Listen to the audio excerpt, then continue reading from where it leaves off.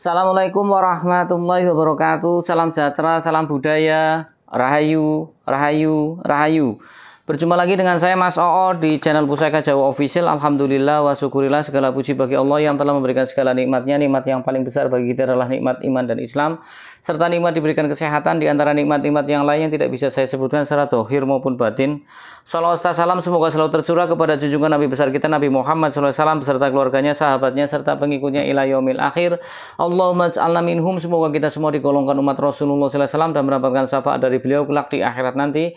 Semoga Allah Subhanahu wa taala menjaga iman Islam kita, menjaga ketauhidan kita sampai nafas terakhir kita, sampai ajal menjemput kita, sampai kita digolongkan menjadi hamba-hamba yang husnul khotimah. Diawali dengan bismillah, diakhiri dengan alhamdulillah. Sahabat Pusaka Jawa dimanapun Anda berada, semoga sahabat Pusaka Jawa selalu dalam keadaan terbaik dalam lindungan Allah Subhanahu wa taala, dijauhkan dari segala macam mara bahaya baik dohir maupun batin, dijauhkan dari segala macam musibah baik musibah banjir, angin topan, longsor, gempa bumi, kebakaran, musibah gunung meletus, atau musibah pengkhianatan ataupun musibah yang lainnya. Musibah pengkhianatan baik dari pasangan hidup, dari teman, dari rekan bisnis maupun yang lain. Sahabat Pusaka Jawa yang sedang terpuruk ekonomi, semoga Allah bukakan keran rezekinya lebar-lebar dan mendapatkan rezeki yang berkah berlimpah sampai ke anak cucu. Sahabat Pusaka Jawa yang sedang sakit, semoga Allah angkat penyakitnya, diberikan kesehatan, kesembuhan, serta diberikan ganjaran berupa pahala karena telah sabar dalam menjalani cobaan berupa sakit. Alhamdulillah wa syukurillah. Sahabat Pusaka Jawa, pada malam hari ini Allah memberikan ridhonya sehingga Al Fakir bisa membuat video YouTube ya, sahabat Pusaka Jawa. Nah, sahabat Pusaka Jawa dimanapun Anda berada, kali ini saya akan membawa satu bilah pusaka yang looknya tertinggi di pakem perkerisan. Dan dari dapurnya, ini dapur yang banyak dicari oleh orang karena dapurnya juga tampilannya bagus, kemudian dari pamornya juga istimewa. Nah, dapur apakah itu Mas O? Ya, kalau kita bicara tentang pamor yang look yang tertinggi adalah look 13. Nah, saya akan bahas adalah keris sengkelat. Keris sengkelat ceritanya banyak versinya. Bahkan ada yang menamakan sengkelat sengkolo mencelat. Musibah atau bahaya mencelat, loncat dari kita, dari kehidupan kita, atau paling tidak mengenai diri kita. Ada yang bilang sengkelat itu berasal dari kata sengkelit, disengkel. Ditaruh disengkelit di sini. Ada yang bilang karena kesel pada saat itu Empu Supo dan anaknya itu Jakasuro itu membuat ini nggak bisa. Nama dapurnya dapur baru, akhirnya dinamakan karena ditaruh di sengkel enek, jengkel orang bisa. Nah, dan namanya sengkelat. Wallahu a'lam kebenaran yang mana, tapi tadi sudah saya sampaikan ya. Nah, sahabat Pusaka Jawa, kita ambil bilah pusakanya. Kalau kita lihat dari warongkonya, sahabat Pusaka Jawa, ini adalah warongko Gayaman Surakarta ya, Wondo Kagok Banci. Kemudian untuk pendoknya ini pendok bunton, lamen, lawasan. Untuk mendaknya ini mendak kendit silang mira. Untuk handle-nya jajaran nunggak semi, ya jajaran nunggak semi Surakarta, Gatot Kaca Sebo. Kita ambil bilah pusakanya. Bismillahirrahmanirrahim. Sahabat Pusaka Jawa dimanapun Anda berada, coba dilihat. Pasikutannya sangat indah sekali. Indah kali ini. Iya kan? Ini pasikunya indah sekali nih. Ya. Oh, galak sekali. Ditangting pun enak ini. Ya, sahabat Pusaka. Nah, sahabat Pusaka Jawa dimanapun Anda berada, kalau kita lihat dari looknya, kita hitung looknya 1, 2, 3, 4, 5, 6, 7, 8, 9, 10, 11, 12, 13. Looknya look 13 memakai kembang kacang. Ya, memakai kembang kacang, memakai jalen, memakai lambe gajah 1, memakai sogokan rangkap, memakai tikel alis, memakai serawean, dan memakai greneng. Ini adalah dapur sengkelat. Tadi sudah saya katakan, dapur sengkelat banyak versinya, sahabat. Dapur sengkelat tergolong dapur yang sangat populer, dapur yang banyak dicari oleh orang. Kenapa banyak dicari oleh orang? Karena ada cerita tentang sengkelat. Sengkelat dan Sabuk Inten dulu pada tahun 70-an kan ada ceritanya itu, Sengkelat dan Sabuk Inten, cerita buku dan juga radio. Ya. Nah, sahabat Pusaka Jawa dimanapun Anda berada, kalau kita lihat dari pucukan bilanya, ini adalah Nyujen. Pucukan bila ada 6, Nyujen, Anggaba Kopong, Nugi Pinetet, Ambu Tutumo, Ngumyang, terus satu lagi Ngudup Gambir. Nah, ini adalah Nyujen. Keris, kalau pucukan bilanya Nyujen pasti wingit, tampilannya pasti wingit ya. Kemudian kita lihat juga dari tikel alisnya. Tikel alisnya ini adalah tikel alis landung. Tikel alis itu seperti alis manusia. Ada di sini. Tikel alis landung sendiri itu tergolong tikel alis yang banyak ditemui di keris-keris sepuh, sahabat Pusaka Jawa. Nah, sahabat Pusaka Jawa dimanapun Anda berada, ya, kalau kita bicara tentang tikel alis itu ada tikel alis landung, tikel alis jugag, tikel alis nerjang gandik, tikel alis godong pohung, tikel alis gagang terong, ya itu. Kemudian kita lihat tentang belumbangannya. Belumbangan ini atau pecetan ini adalah tergolong bata rubuh. Belumbangan atau pecetan ada dua, yaitu bata rubuh dan adeg bata. Kalau adeg bata begini, biasanya kalau adeg bata pada dapur-dapur keris Maes Salajeng, ya. Kemudian kita lihat di sekar kacang atau kembang kacangnya. Kembang kacangnya sekilas memang ini gelung wayang, tapi kalau kita perhatikan secara seksama, sahabat Pusaka Jawa, nah ini nempel pada bila. Berarti ini adalah ikutnya kembang kacang bungkem. Kembang kacang aja banyak, sahabat Pusaka Jawa. Ada bungkem, gelung wayang, uku bima, pogok. Iya kan? Itu. Jadi kembang kacang ada banyak. Nah, ini adalah kembang kacang bungkem. Kembang kacang bungkem mempunyai makna filosofi tersendiri, yaitu agar si pemilik keris dengan kembang kacang bungkem ini bisa membungkam lawan bicaranya. Setidaknya apa yang diharapkan dari si pemilik kembang kacang bungkem itu tercapai. Ben aja kakek cangkem ketika kita menghadapi orang untuk keperluan nagih utang, keperluan debat, ataupun keperluan yang lain, biar orang itu tidak terlalu banyak ngomong, ya pakainya kembang kacang bungkem. Jadi omongan kita itu mau disangkal pun dia cuman iya, iya, atau bahkan diem saja. Tuh. Sekarang kita lihat tentang pamornya, sahabat Pusaka Jawa. Pamornya cukup lumayan tumpeh-tumpeh, ya. Coba lihat. Seperti semen yang ditumpah, semen acian yang ditumpahkan. Ini ikutnya adalah pamor pedaringan kebak. Pamor pedaringan kebak adalah doa dan harapan dari sang empu, tergolong agar si pemilik pamor pedaringan kebak mempunyai kemapanan secara materi. Makna simboliknya adalah seperti itu, mapan secara materi. Doa dan harapannya agar didekati oleh rezeki. Kemudian juga ada makna yang tersimpan di mendapatkan perlindungan atau protek. Ya, jadi pedaringan kebak, kalau kita dari bahasanya pedaringan itu tempat untuk memberikan menyimpan beras. Kebak artinya penuh, jadi tidak pernah kekurangan atau tidak sampai kelaparan, sahabat Pusaka Jawa. Nah, kemudian sahabat Pusaka Jawa dimanapun Anda berada, ya, pamor pedaringan kebak tergolong pamor melumah, lawan dari pamor miring. Artinya pamor pedaringan kebak siapa saja bisa memilikinya. Cocoknya buat siapa, Mas? Pamor pedaringan kebak cocok dimiliki oleh siapa saja. Para pedagang cocok, para pekerja pun cocok, ya kan? Semua, entah wira swasta, entah karyawan, cocok semua. Karena di sini doa dan harapannya agar si pemilik itu menjadi orang yang kaya, tidak kekurangan materi, tidak kekurangan sandang. Ya, seperti itu. Nah, sahabat Pusaka Jawa dimanapun Anda berada, sekarang kita bicara tentang makna filosofi dari Luk 13. Makna filosofi dari Luk 13 adalah doa dan harapan dari sang empu agar kita mempunyai satu kebijaksanaan baik pola pikir maupun tindakan.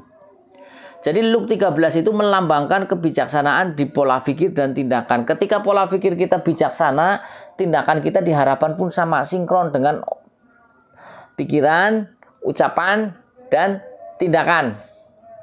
Ya, ketika orang menjadi seorang yang bijaksana, itu pasti dia akan dicari oleh banyak orang untuk dimintain saran, dimintain petua untuk memberikan solusi satu permasalahan setiap orang. Menjadi bijaksana itu sangat susah, karena orang untuk menjadi bijaksana itu harus mempunyai ilmu, pengalaman, dan juga sikap untuk lebih baik daripada yang pernah dialami. Itu artinya dia menjadi wisdom. Artinya dia pernah mengalami hal seperti itu, maka baiknya nanti ke depannya saya begini. agar tidak menyakiti orang lain, bersikap seperti ini berdasarkan pengalaman.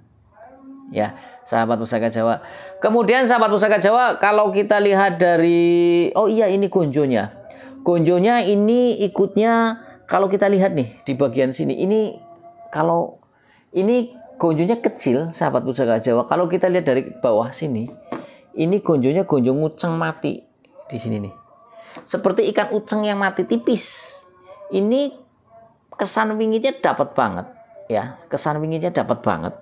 Kemudian kalau sekilas, ya kalau sekilas mungkin ini seperti garap-garap Mojopahit. Tapi memang sahabat Pusaka, Mataram Senopaten itu hampir mirip Mojopahit tapi agak panjang. Biasanya seperti itu, agak panjang. Tapi juga dari look yang membedakan dengan Mojopahit adalah di pamornya biasanya, di pamor. Kemudian di panjangnya, hampir wingit stylenya hampir sama. Style-stylenya Mataram Senopaten beda dengan Mataram Sultan Agung. Mataram Sultan Agung jelas kelihatan sekali dari looknya agak ramping dan memanjang. Nah, kalau look dari mana? Look dari Mataram Senopaten hampir mirip dengan Mojopahit. Seperti itu. Nah, sahabat Pusaka Jawa dimanapun Anda berada, ini saya sudah sebutkan ya, harusnya kasih ciri-ciri dulu. Nah, ciri-ciri dari Mataram Senopaten adalah pasikutanya ini kan frigel dan sereg ya. Tuh, pamornya terang banget ya sahabat Pusaka Jawa. Besinya juga ini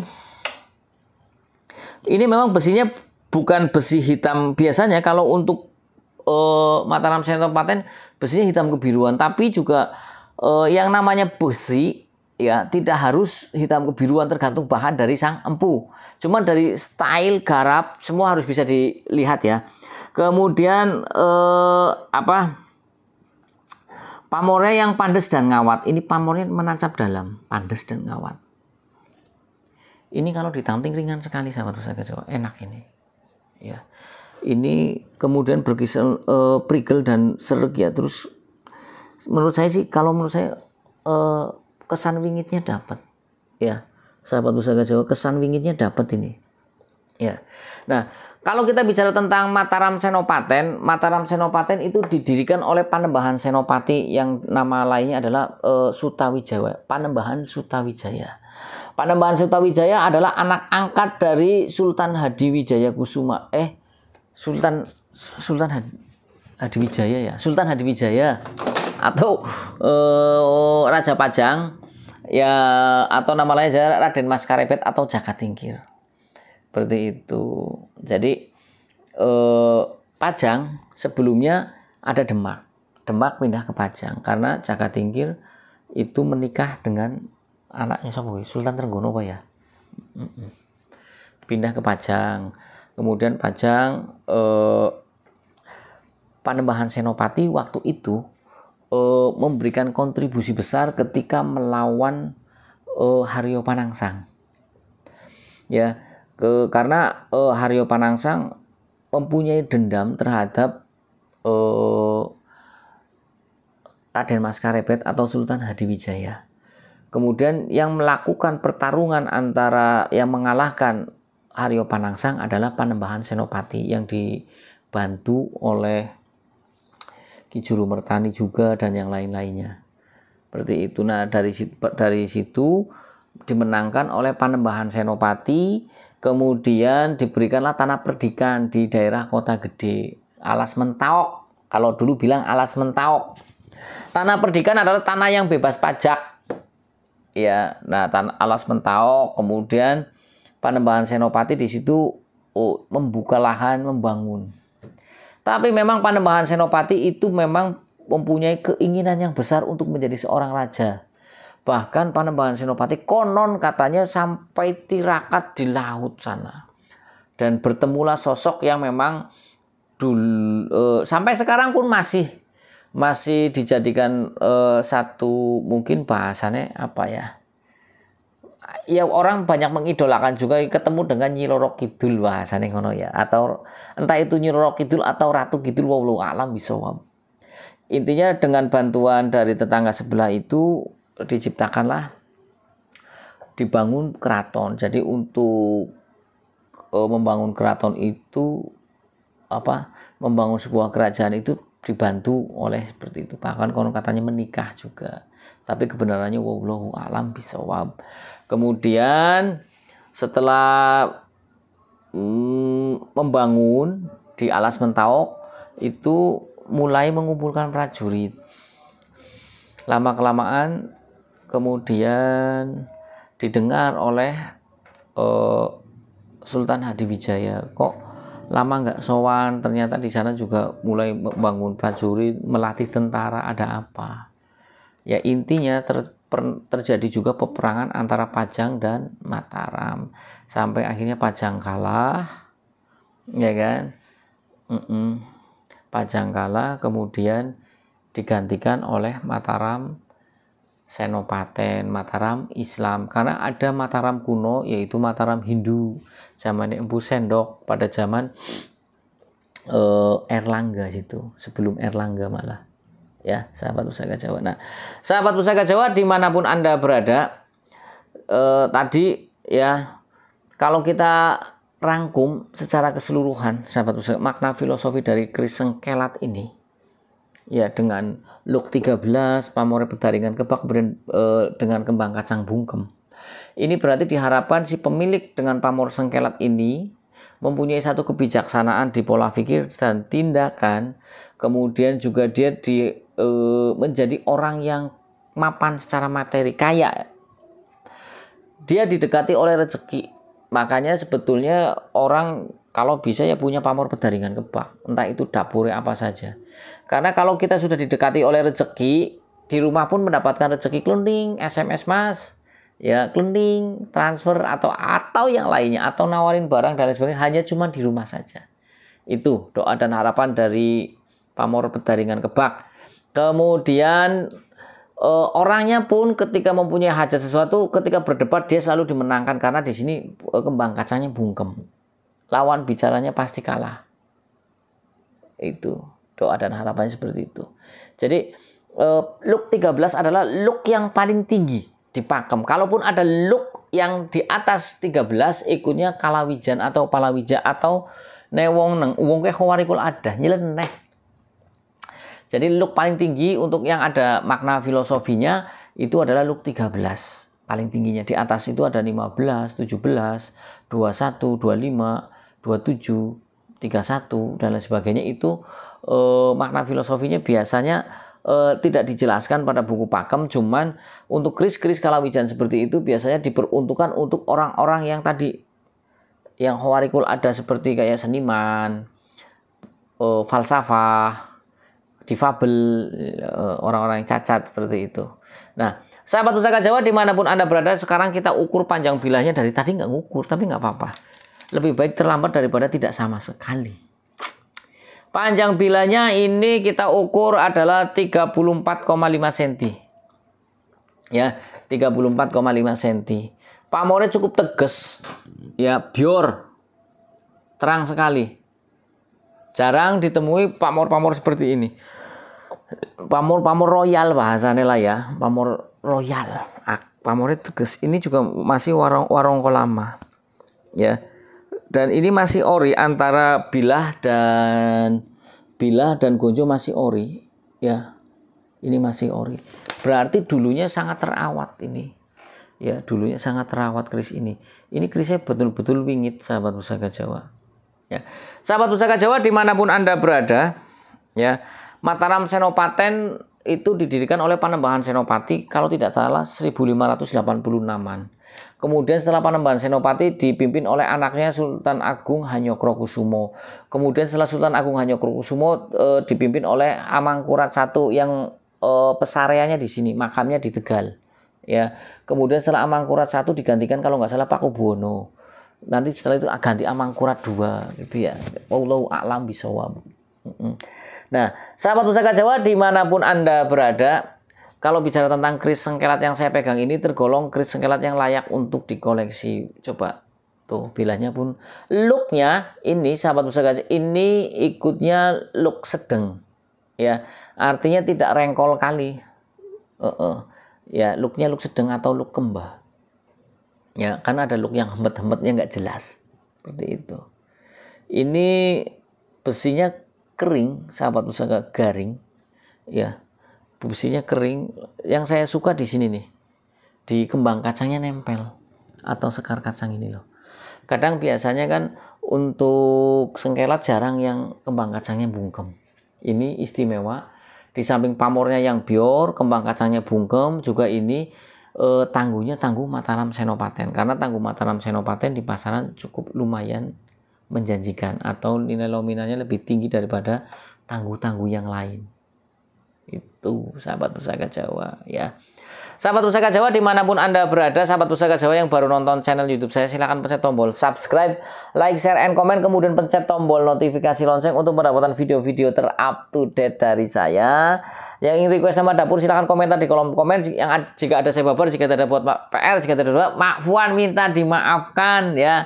Mudah-mudahan minta doanya sahabat Pusaka Jawa, saya diberikan kesemangatan dalam membuat YouTube ya.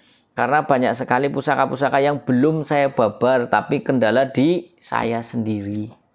Males. Musuh paling besar manusia adalah diri sendiri, yaitu males.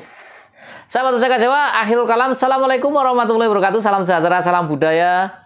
Rahayu, rahayu, rahayu. Alhamdulillah.